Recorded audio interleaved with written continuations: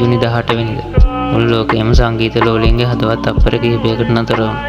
වයස අවුරුදු 20ක් වුණ තරුණ රැපර් කෙනෙක් තමන්ගේ කාර් එක ඇතුලේ වෙඩි කාලා මැරෙනවා. එයා නිකන් රැපර් කෙනෙක් නෙවෙයි. එයා තමයි ඒ වෙද්දි මුළු ලෝකෙම තරුණ පරම්පරාවේ හිටතල හිටපු වීරයෙක්. නැත්තම් සමහරුන්ට අනුව දුෂ්ට. ඌවද අපි අඳුරු සත්‍ය තුලින් කතා කරන්නේ ලෝකෙම ආදරය කරපු ඒ වගේම ලෝකෙම වෛර කරපු කෙනෙක් ගැන. එයාගේ නම ජෝසේ ඩුයින් රිකාඩෝ ඔන්ෆෝඩ්. හැබැයි ඔයාලා එයාව දන්නේ ට්‍රිපල් එක්ස් ටෙන්ඩන්සියෝන් විදිහට. මේක නිකම්ම මිනිමරුමක් ගැන කතාවක් නෙවෙයි. මේක ආදරේ, වෛරය, මානසික පීඩනය සහ අසනාවන්ත ඉරණමක් ගැන කතාවක්.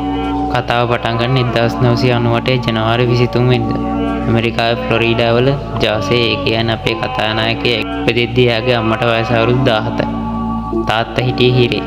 හිතන්නකෝ අවුරුදු 17ක ගෑනු ළමයෙක් කොහොමද දරුවෙක්ව බලාගන්නේ? ඒ නිසා එක්ස්ගේ ළමා කාලයේ ගෙවුනේ එයාගේ ආච්චිත් එක්ක. එක්ස් කියන්නේ පොඩි කාලේ ඉඳන්ම හරිම ආක්‍රමණශීලී ළමයෙක්. ඔයාලා දන්නවද? එයාට අවුරුදු 6ක් වෙද්දී එයාගේ අම්මට කවුදෝ මිනිස්සෙක් පහර දෙන්න හදනවා. මේ අවුරුදු 6ක පොඩි එකා මොකද කරේ? අර මිනිස්සයාගේ ඇඟට පැනලා වීදුරු කෑල්ලකින් එයාට අනිනවා. හිතන්න අවුරුදු 6ක දරුවෙක්. මේක අහද්දී ඔයාලට හිතේ මෙයා උපතින්ම අපරාධකාරයෙක්ද කියලා. නෑ යාළුවනේ. මනෝවිද්‍යාඥයින්ට අනුව මේ දරුවෝ හෙව්වේ එකම එක දෙයයි. ඒ තමයි අම්මගේ ආදරය. අම්මගේ අවධානය ගන්න තමයි එයා ඒ හැම දඟකාරකමක්ම කළේ. හැබැයි ප්‍රතිඵලය වුණේ එයා ඉස්කෝලෙන් අස් කරපු එක. කාලය ගත වෙනවා. රණ්ඩු සරුව නීති විරෝධී වැඩ නිසා යෝනියේදීම එක්ස් ළමා නිවාසයකට යවනවා. හැබැයි මේක තමයි එයාගේ ජීවිතයේ හැරවුම් ලක්ෂය. එතෙන්දී එයාට හම්බෙනවා තවත් එයා වගේම පිස්සු තරුණයෙක්. එයාගේ නම ස්ටෝක්ලි. අද එයාව ලෝකයේ දන්නේ ස්කිමාක්ස් ද ස්ටෝම් ගෝඩ් විදිහට. මේ දෙන්න එකතු වෙලා තීරණය කරනවා අපරාධ කරන එක නවත්තලා සින්දු කියන්නේ. 2013 දී එක්ස් එයාගේ පළවෙනි සින්දුව සවුන්ඩ් ක්ලවුඩ් එකට දානවා. ඒත් එක්කම එයා නමක් හදා ගන්නවා. ට්‍රිපල් එක්ස් ටෙන්ඩන්සියෝන් කියලා. මේ නමේ තේරුම මොකද්ද දන්නවද? එක්ස් අකුරු තුනෙන් අදහස් වෙන්නේ unknown කියන එක. ටෙන්ඩන්සියෝන් කියන්නේ ලතින් භාෂාවෙන් temptation, පෙළඹවීම කියන එක. ඒ කියන්නේ නොදන්නා පෙළඹවීම. එයාගේ සින්දුවල තියෙන සාමාන්‍ය රැප්වල තියෙන සල්ලි කාර් ගැන නෙමෙයි. තමන්ගේ හිතේ තියෙන වේදනාව, තනිකම, සියදිවි නසා ගන්න හිතෙන සිතුවිලි. මේව තමයි එයා වචන වලට පෙරළුවේ. 2015 අගභාගයේදී එයා රිලීස් කරනවා Look at Me කියන සින්දුව. යාළුවනේ මේ සින්දුව අහපු නැති කෙනෙක් නැති තරම්. මේක නිකම්ම සින්දුවක් නෙමෙයි. මේක අන්තර්ජාලයේ පුරවැහැරී බෝම්බයක්. හැබැයි මේ සින්දුව ලෝකෙම ජනප්‍රිය වෙද්දී අපේ කතානායකයෙ හිටියේ ලොකු වේදිකාවක නන් නෙවෙයි. එයා හිටියේ හිරකූඩුව. ඔව් එයා හිරේ ගියේ. මේක තමයි එක්ගේ ජීවිතයේ තියෙන අඳුරුම් පිටුව. අපි මේ අඳුරු සත්‍ය කතා කරද්දී ඇත්ත වසන් කරන්න හොඳ නැහැ. එක්ස්ට හිටිය පෙම්වතිය ජිනීවා කියලා. මේ දෙන්නගේ ආදරය හරියට පිස්සුවක් වගේ. හැබැයි මේ ආදරය ඇතුලේ තිබ්බේ ලොකු හිංසනයක්. ජිනීව චෝදනා කරනවා එක්ස් එයාට අමානුෂික විදියට පහර දුන්න කියලා. ඒ විදිහ ජිනීව කෙබ්ගෙන හිටිය කියලාත් එයාගේ චෝදනාවල සඳහන් වෙනවා. මේ සිදුවීමත් එක්ක මුළු ලෝකෙම එක්ස්ට බයින්න ගත්තා. සමහරව එයාගේ සින්දු අහන එක වර්ජනය කළා. ඒත් පුදුමයකට වගේ යාට බන්න තරමටම එයාගේ සින්දු අහන ප්‍රමාණයත් එන්න වැඩි වුණා. ඊට නිදහස් වෙලා ආවට පස්සේ එක්ස් සම්පූර්ණයෙන්ම වෙනස් මිනිස්සෙක්. එයාගේ 17 සහ ෆැක්ෂන් මාක් ඇල්බම් ලෝකෙම රෙකෝඩ් කරනවා. එයා කෑ ගහලා කිව්වේ මම වැරදි කරලා තියෙනවා. මම හොඳ මිනිහෙක් නෙමෙයි. හැබැයි මට ඕනේ වෙනස් වෙන්න. මට ඕනේ මේ ලෝකේ වේදනාවෙන් ඉන්නට උදව් කරන්න කියලා. එයා චැරිටි ඉවෙන්ට් කරන්න පටන් ගත්තා. ළමා නිවාසවලට ගියා. තමන්ගේ අතීත වැරදි හදාගෙන අලුත් ගමනක් යන්න එයාට ඇත්තටම ඕන වෙලා තිබ්බ යාළුවා. මේක දැකපු මිලියන ගණන් ෆෑන්ස්ලා හිතුවේ අපේ වීරය දැන් හරි පාරට ඇවිත් කියලා. ඒත් දෛවය කියන්නේ හරි පුදුම දෙයක්. එයා හොඳ මිනිහෙක් වෙන්න හදද්දි ඉතේ කරපු පව්වලට දොගහද දරුණු ගුණාටුවක් එයාගේ පස්සෙන් ඇවිත් තිබුණා. 2018 ජුනි 18 වෙනිදා එක්ස් යනවා ෆ්ලොරිඩා වල තියෙන ට්‍රිවා මෝටර් ස්පෝර්ට් කියන අතුරුපති ප්‍රදර්ශනාගාරයට. එයා එතනට ගියේ තමන්ගේ ඊළඟ පුණ්‍ය කටයුත්තට. ඕන කරන බයික් එක බලන්න. එයාගේ ඩ්‍රීම් කාර් එක වුණ කළු පාට BMW i8 එකෙන් බහැලා එයා ඇතුළට යනවා. හැබැයි එයා දැනගෙන හිටියේ නෑ ඒක තමයි එයා කකුල් දෙකෙන් ඇවිදපු අන්තිම ගමන කියලා. එතනින් එළියට එද්දි අඳුරු සෙවණිලි කිහිපයක් එයා එනකන් මග බලාගෙන හිටියා. එදා ඒ පාරේ ඇත්තටම මොකද වුනේ? කවුද මේ අවුරුදු 20ක් කොල්ලව මරන්න ප්ලෑන් කළේ? ඒක නිකම්ම මංකොල්ලයක්ද? වෙලාව හවස 3:55යි. එක්ස් තමන්ගේ කළු පාට BMW i8 කාර් එකට නැගලා කාර් එක පාරට දාන. ඒත් එක්කම හවස 3:56ට කළු පාට SUV රථයක් එකපාරටම ඇවිත් එක්ස්ගේ කාර් එක ඉස්සරහින් හරස් කරනවා. SUV එකකින් මූණ වහගත්ත තුවක්කුව අතින් ගත්ත දෙන්නෙක් එළියට පනිනවා. එයාලා කෙලින්ම දුවගෙන ඉන්නේ X ගේ කාර් එකේ ඩ්‍රයිවිං සීට් එක පැත්තට. යාළුවනේ මේක නිකම්ම බය කරලා සල්ලි ගන්න ආපු ගමනක් නෙමෙයි. X කියන ලේසියෙන් අතාරින කෙනෙකුත් නෙමෙයි.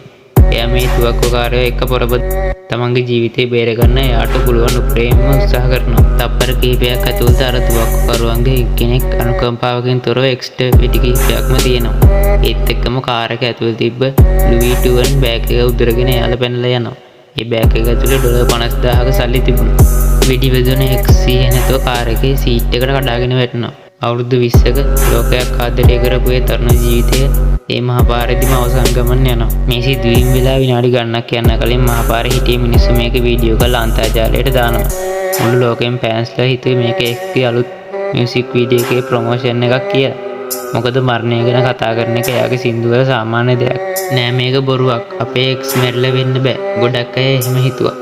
ඒත් පැය කිහිපයකට පස්සේ නිල වශයෙන් නිවේදනය කරනවා X ජීවිතුන් අතර නෑ කියලා. මුළු ලෝකෙම හිප් හොප් කලාව අඬන්න ගත්තා. හරි දැන් අපේ අඳුරු සත්‍ය නරඹන්නන්ට එන ලොකුම ප්‍රශ්නය මේකයි. කවුද මේක කළේ? ඇයි කළේ? මේක සල්ලි වලටම කරපු මංකොල්ලයක්ද? නැත්තම් කාගේ හරි කොන්ට්‍රාක්ට් එකක් පොලිස් පරීක්ෂණ පටන් ගත්තා. ඝාතකයින් හිතුවේ යාලා කිසිම සාක්ෂියක් ඉතුරු කරේ නැහැ කියලා. හැබැයි යාලට ලොකු වැරද්දක් වුණා. මේක සැලසුම් කරපු ප්‍රධානියෙක් වුණ ඩෙඩ්රික් විලියම්ස් සිද්ධිය වුණ දවසේ ලිවා මෝටර් ෂොප් එක ඇතුළට ගිහින් තිබුණේ කැපී පෙනෙන තැඹිලි පාට සෙරප්පු දෙකක් දාගෙන. CCTV කැමරාවලින් පොලිසිය මේක අල්ලගත්තා. ඊටත් වඩා විහිළුව කියන්නේ මේ මිනිමරුව ටික X ගේ සල්ලි හොරගම් කරගත්තට පස්සේ මොකද කළේ දන්නවද? ඒ සල්ලි වල මිටි ගණන් අතේ තියාගෙන ඉන්ස්ටාග්‍රෑම් එකට වීඩියෝ දැම්ම පොරවල් වෙනවා. පොලිසියට මුන්ව අල්ලගන්න එක මහ ලොකු දෙයක් වුණේ නැහැ. මයිකල්, ට්‍රොවෝන්, ඩෙඩ්රික් සහ රොබර්ට් කියන මේ 4 දෙනා පොලිසිය අත්අඩංගුවට ගත්තා. මේ අයට ජීවිතාන්තය දක්වා හිරිනඩුවම නියම වුණා. මිනිමරුව වුණාට අන්තර්ජාලයේ නිහඬ වුණේ නෑ යාළුවනේ. එක තියරි ඒ කියන්නේ කුමන්ත්‍රණ න්‍යායයන් හැදෙන්න ගත්තා. ලොකුම කතාවගේ ජනප්‍රිය ගායක ඩ්‍රේක් සම්බන්ධව. X සහ ඩ්‍රේක් අතර ලොකු ප්‍රශ්නයක් තිබුණා. ඩ්‍රේක් එයාගේ සින්දුවක් කොපි කළා කියලා. ඩ්‍රේක්ගේ I am upset කියන සින්දුවේ lyrics SMS XXX that's the only time I ever shoot below the neck කියලා තියෙනවා. ගොඩක් අය හිතුවේ මේක ඩ්‍රේක් දුන්න කොන්ට්‍රාක්ට් එකක් කියලා. ඒත් පොලිස් පරීක්ෂණ වලට ඒක ඔප්පුනේ නැහැ. තවත් සමහරු කිව්වා X මැරෙලා නැහැ. එයා අලුත් ඇල්බම් එකට No Falls කියලා නමක් තියලා අලුත් ජීවිතයක් පටන් ගන්න බොරුවක් කළේ කියලා. හැබැයි කනගාටුවෙන් උනක් කියන්න ඕනේ.